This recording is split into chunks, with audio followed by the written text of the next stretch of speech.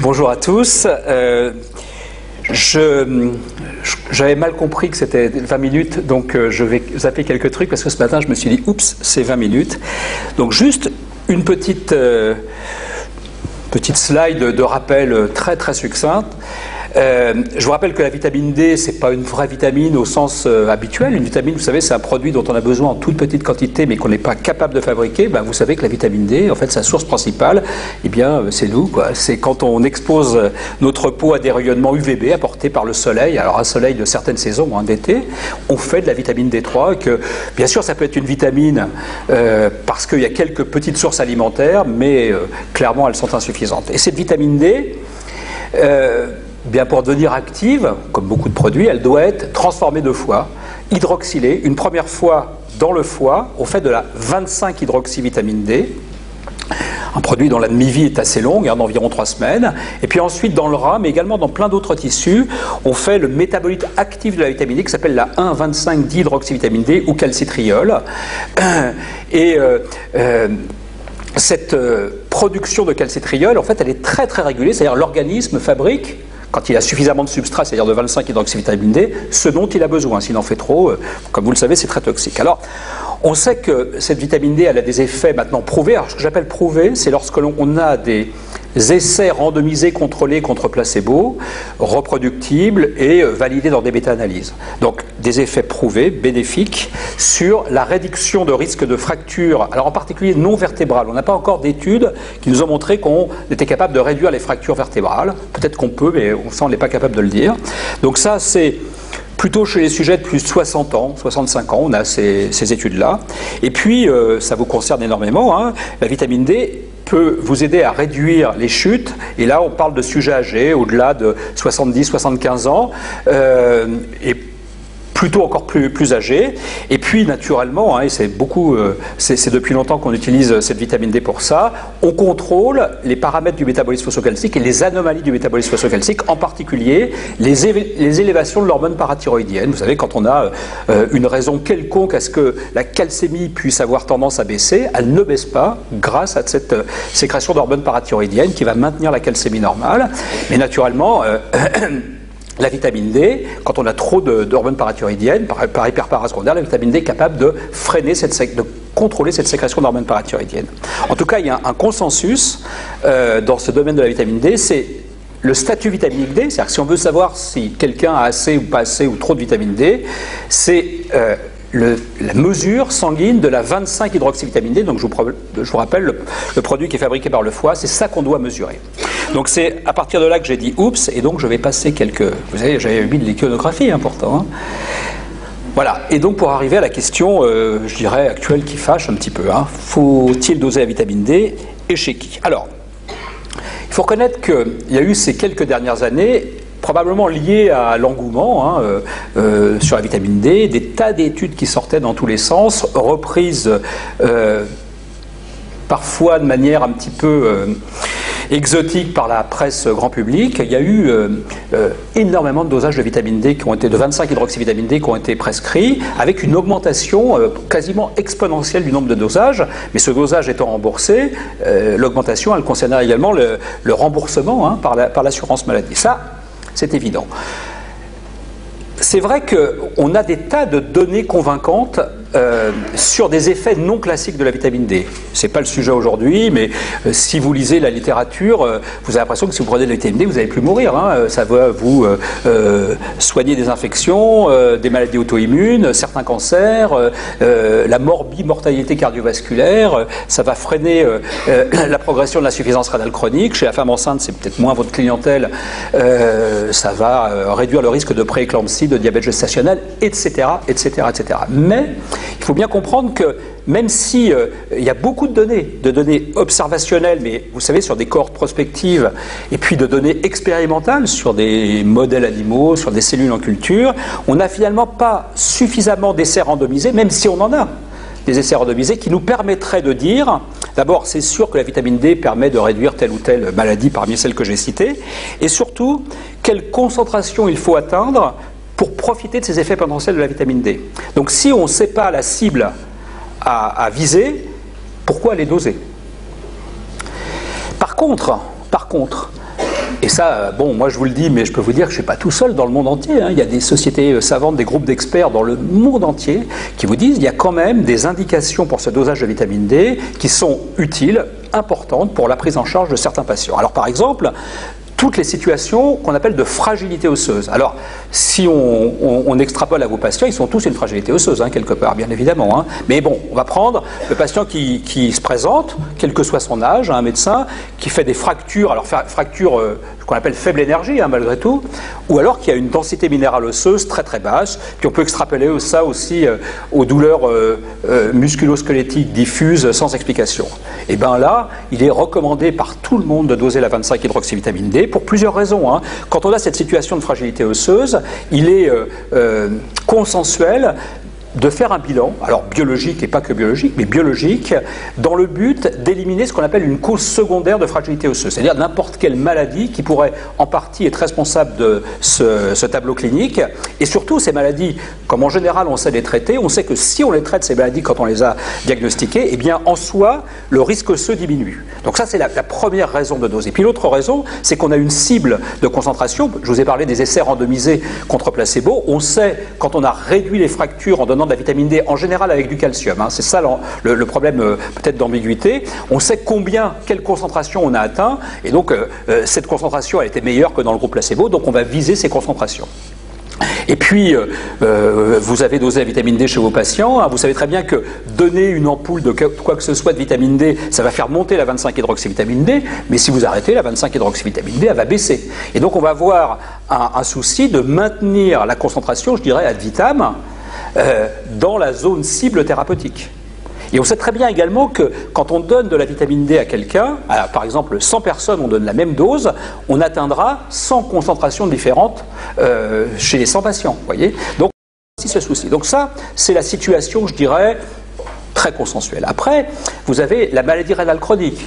On prend vos patients, ils n'ont pas tous une insuffisance rénale chronique majeure, mais je dirais la fonction rénale, elle se dégrade avec l'âge, et c'est vrai que les néphrologues émettent des recommandations pour la prise en charge des insuffisants rénaux chroniques. Alors il y a différents types de recommandations, mais il y en a qui concernent les maladies osseuses et minérales de l'insuffisance rénale chronique, et c'est vrai que, vous savez que ce qui les angoisse, les néphrologues, c'est la montée de la phosphatémie, et parmi les paramètres qu'ils vont contrôler, il y a la sécrétion d'hormones parathyroïdiennes. On sait très bien que dans l'insuffisance rénale, y compris chez les dialysés, qui n'ont pourtant pas de reins fonctionnels et qui a priori ne sont pas capables de faire le métabolite actif, eh bien on sait que le traitement par vitamine D va réduire modestement, hein, mais significativement la concentration de PTH et va en plus permettre d'économiser certains traitements alternatifs très très coûteux, alors que la vitamine D, comme vous le savez, ça ne coûte rien.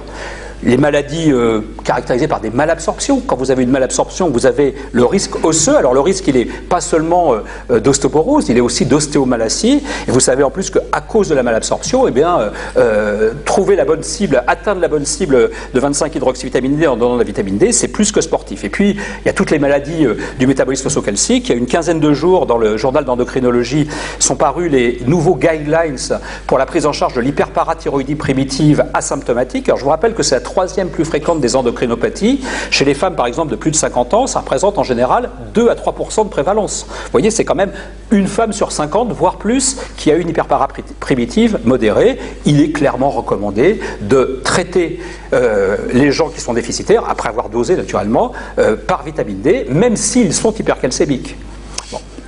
Et puis vous avez quelques situations où finalement des gens qui font des chutes à répétition ou des gens ça peut évoquer une carence profonde en vitamine D, les gens qui font des lithiases à répétition, ça peut évoquer une surcharge en vitamine D, ça ne me paraît pas délirant en pratique clinique de doser ça. Et pourtant, à cause de ce surcroît de prescription, la Caisse d'assurance maladie a saisi la HAS pour avis sur l'intérêt du dosage de la vitamine D. Le rapport est paru fin octobre 2013. Alors un rapport, vous savez, je ne sais pas si vous avez regardé les rapports de la HAS, hein, c'était 92 pages, 65 pages d'annexes, et puis un communiqué de presse lapidaire d'une quinzaine de lignes. La HAS ne reconnaît pas d'utilité au dosage de la vitamine D en routine. La HAS recommande de réserver le dosage sanguin de la vitamine D à la suspicion de rachitisme et d'ostéomalacie, je dirais encore heureux, au respect des RCP. Vous savez ce que ça veut dire? Des médicaments qui préconisent cette étape. Bon, il faut une traduction franco-HAS, et à certaines situations particulières, les personnes âgées qui font des chutes à répétition, suite ambulatoire de l'adulte transplanté rénal au-delà de 3 mois après transplantation, et le traitement chirurgical de l'obésité, chirurgie bariatrique, avant et après chirurgie bariatrique. Et pour dire que le dosage était utile et donc devait être remboursé dans les situations, la HAS avait 3 prérequis avec lesquels je suis parfaitement d'accord. Il fallait que le lien entre vitamine D ou déficit en vitamine D et la pathologie considérée, ils ont regardé plein de pathologies, soit avéré. Il fallait qu'il existe un seuil ou une zone de concentration, bien évidemment, thérapeutique pour les concentrations de 25-hydroxyvitamine D, quelque chose à atteindre. Et il fallait également qu'on détermine que le dosage préalable ou le dosage en cours du suivi de traitement pouvait améliorer les résultats cliniques. Naturellement, quand on a vu ces résultats, enfin ce rapport, je peux vous dire que les gens qui bossent sur la vitamine D, ils ont sauté au plafond. On s'est dit, mais c'est quoi l'ostéoporose? Pourquoi ils ont oublié l'ostéoporose et globalement les fragilités osseuses? On a le lien évident, observationnel, sur des études prospectives, entre déficit en vitamine D et risque de fracture. On a la cible, la concentration seuil à atteindre, plutôt la zone de concentration, parce qu'on ne peut pas aller trop haut quand même avec la vitamine D. On a cette zone de concentration. Et on sait, vu la difficulté que l'on a à atteindre cette zone sans faire de dosage, vous voyez, en s'adaptant, par exemple, quelqu'un, vous savez, vous connaissez la valeur seuil à 30 nanogrammes par ml, on ne va pas donner la même chose à quelqu'un qui a 25 et à quelqu'un qui a 5, vous voyez. Et puis, maintenir la concentration de manière stable, c'est très compliqué, et rien qu'en ça, en maintenant la concentration de vitamine D bien chez des gens qui vont avoir ces fragilités osseuses et ou qui vont être traités par des médicaments de l'ostéoporose, eh bien, on améliore l'effet clinique. Et on le sait, parce qu'on sait très bien que lorsqu'on donne des traitements anti-ostéoporose, en particulier des biphosphonates, à des gens qui sont déficitaires en vitamine D, l'effet antifracturaire de ces médicaments est beaucoup moins évident que si on le donne à des gens qui sont replets en vitamine D. Comment interpréter une élévation de la PTH, par exemple, avec une calcémie normale, sans avoir la vitamine D? Comment interpréter, comment faire le diagnostic différentiel des différents types d'hypocalcémie?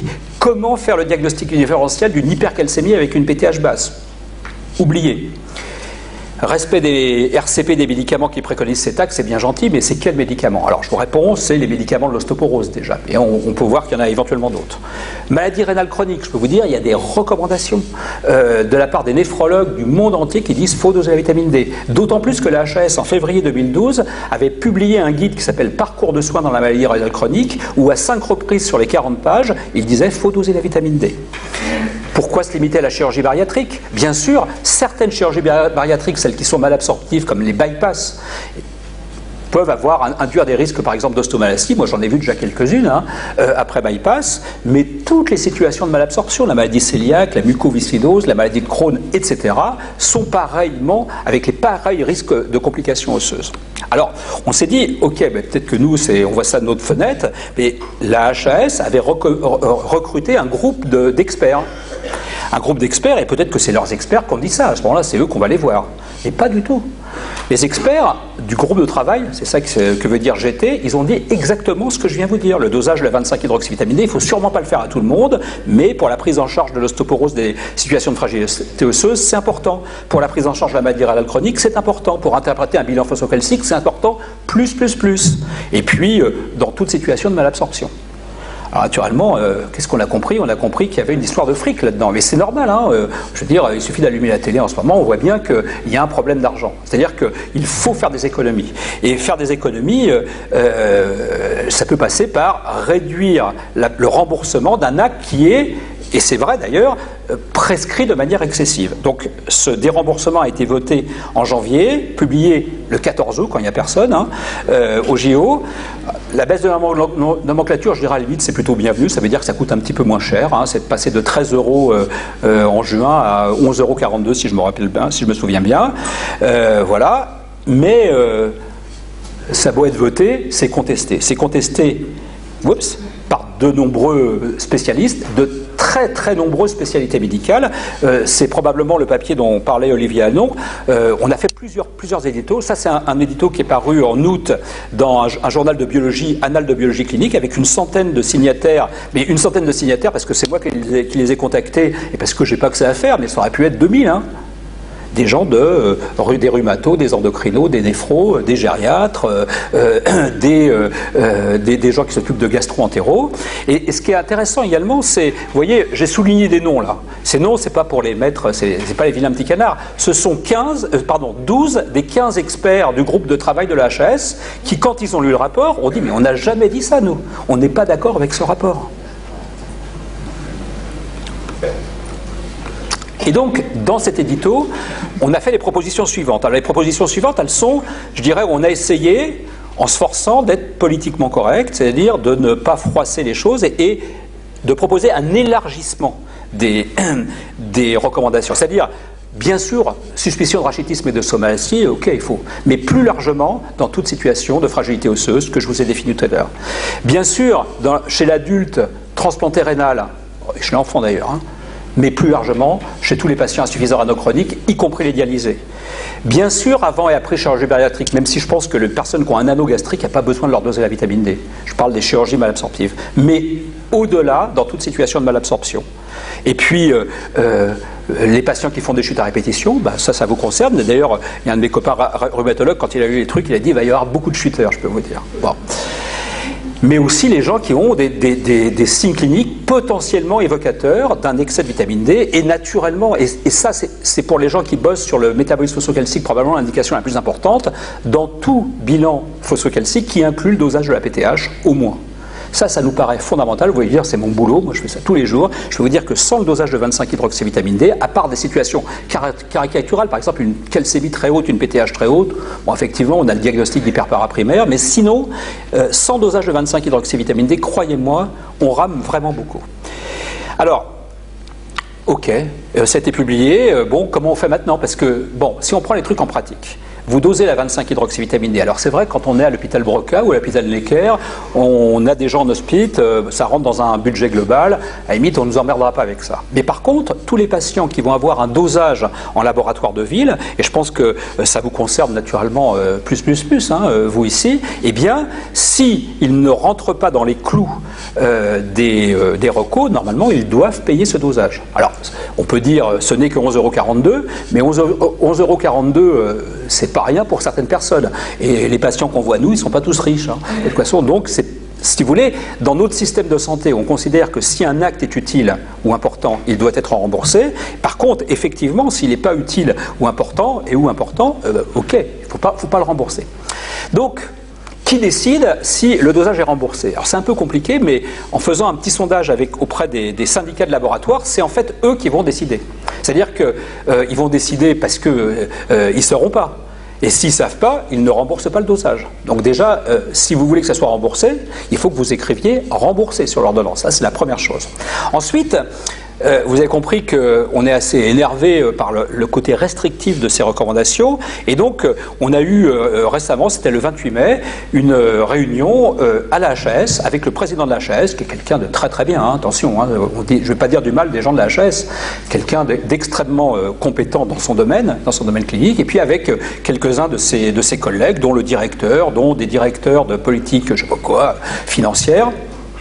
Et on leur a fait part de nos griefs en fait. Et on leur a expliqué par exemple cette chose-là. Devant ce que je vous ai dit tout à l'heure, devant toute situation de fragilité osseuse, fracture, des hémobasses, douleurs diffuses musculo-squelettiques, il faut faire un bilan d'exclusion ou de diagnostic hein, ou de détection d'une, je vous ai appelé ça une cause secondaire de fragilité osseuse. Mais parmi ces causes secondaires de fragilité osseuse, il y a l'ostéomalacie. C'est un des diagnostics. Bien sûr, il n'y a pas que ça. Je vous ai parlé de l'hyperparaprimaire, c'est très fréquent, mais il y a plein d'autres pathologies. Donc, si vous voulez, on en est arrivé, et M. Arrousseau, le président de la HAS, m'a envoyé une lettre il y a 3 jours pour me dire qu'il était d'accord avec ça, mais il le dit en neuf. Hein. Il le dit en langage technocrate. Hein. Devant toute situation de fragilité osseuse, vous pouvez, avec l'indication suspicion d'ostéomalacie, vous pouvez faire rembourser votre dosage. Ça, c'est un premier truc. Et ça commence à être si vous voulez, à rentrer dans la tête des gens, mais ce n'est pas clair, je pense, pour la majorité des médecins. Donc, par exemple, on est en train, au nom de différentes sociétés savantes, d'endocrinologie, de rhumato, de néphro, etc., et j'espère de gériatrie, hein, peut-être, gérontologie. On est en train d'essayer de préparer un document didactique à l'usage du corps médical au sens large, mais également à l'usage des biologistes pour au moins que ces méandres d'interprétation des recommandations soient intégrés. Et puis, regardez par exemple, mercredi 24 septembre, c'était mercredi dernier, c'était un communiqué de presse, des associations de patients, ici c'était l'association Rénalou, les patients insuffisants rénaux chroniques, qui ont écrit au président de la HS, alors c'est plutôt à la caisse d'assurance maladie qu'il faut écrire en fait également, pour dire ça va pas, il y a un problème, toutes les recommandations nous le disent. Donc si vous voulez, les choses bougent actuellement, mais le message c'est qu'aujourd'hui, eh bien, soyez bien prudents quand vous prescrivez un dosage de vitamine D, de 25-hydroxyvitamine D, sur le fait que, en dehors des situations que je vous ai indiquées, mais je vous ai expliqué aussi au moins comment en tourner une, celle de la fragilité osseuse, eh bien vos patients doivent le payer. Merci.